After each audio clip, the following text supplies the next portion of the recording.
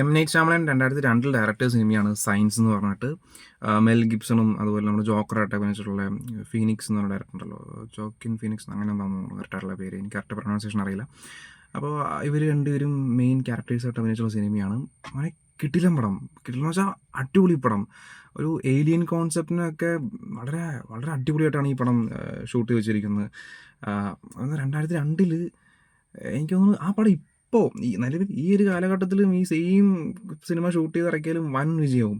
അതുപോലത്തെ കിടിലൻ കോൺസെപ്റ്റാണ് ആ പടം. നമ്മുടെ ക്രോപ്പ് സർക്കിൾസ് എന്ന് കേട്ടിട്ടില്ലേ?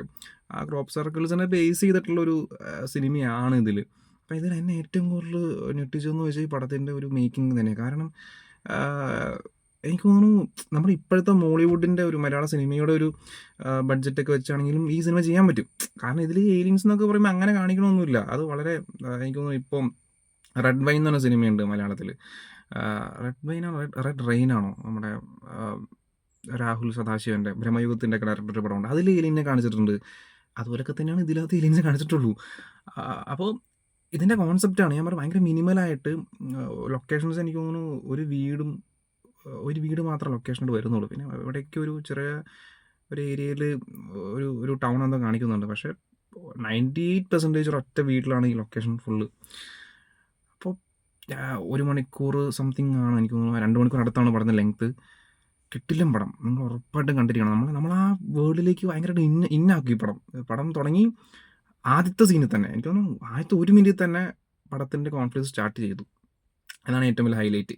അനാവശ്യമായിട്ടുള്ള പരിപാടീസ് ഒന്നുമില്ല. പടം തുടങ്ങി ഫസ്റ്റ് സീനിൽ തന്നെ നമ്മളെ പടത്തിലേക്ക് ഇന്നാക്കും. അതാണ് ഈ പടത്തിൻ്റെ ഏറ്റവും വലിയ ഹൈലൈറ്റ്, സയൻസ് എന്ന് പറഞ്ഞിട്ട്. അങ്ങനെ ഒട്ടും ലാഗടിപ്പിക്കാതെ നമ്മൾ ഭയങ്കര ക്യൂരിയസ് ആണ് പടം കാണുമെന്ന് തോറും. ലാസ്റ്റൊക്കെ ആകുമ്പോഴത്തേക്കും നമുക്കൊരു ത്രില്ലർ സിനിമ കാണുന്ന രീതിയിൽ ഒരു ക്യൂരിയോസിറ്റി വരും. അതുപോലെയാണ് ഇവരെ ബിൽഡ് ചെയ്തിരിക്കുന്ന സെറ്റിങ്സും പരിപാടിയൊക്കെ. അപ്പോൾ നിങ്ങൾ ലൈഫിൽ ഇതുവരെ കണ്ടിട്ടില്ലെങ്കിൽ ഉറപ്പായിട്ടും കണ്ടിരിക്കണം. സയൻസ് എന്ന് പറഞ്ഞ cinema one of the best മൂവിയാണ് ഞാനൊക്കെ കണ്ടതിൽ വെച്ചിട്ട്. അപ്പോൾ ഞാൻ കാണാൻ വൈകിയിൽ ഞാനിപ്പോൾ ഭയങ്കര വിഷമിക്കണം. അപ്പോൾ നിങ്ങൾക്ക് ഇതുപോലത്തെ പടങ്ങൾ, സയൻസൊക്കെ പോലത്തെ പടങ്ങൾ നിങ്ങൾ വേറെ കണ്ടിട്ടുണ്ടെങ്കിൽ ജസ്റ്റ് ഒന്ന് കമൻറ്റ് ചെയ്യുക.